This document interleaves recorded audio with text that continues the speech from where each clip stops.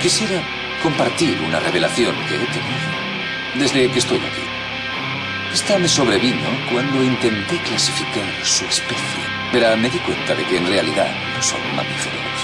Todos los mamíferos de este planeta desarrollan instintivamente un lógico equilibrio con el hábitat natural que les rodea, pero los humanos no lo hacen. Se trasladan a una zona y se multiplican. Y siguen multiplicándose hasta que todos los recursos naturales se agotan.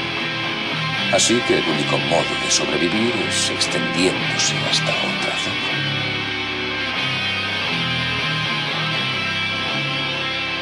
Existe otro organismo en este planeta que sigue el mismo patrón. ¿Sabe cuál es? Un virus. Los humanos son una enfermedad. Son el cáncer de este planeta, son una plaga. Y nosotros somos la única cura.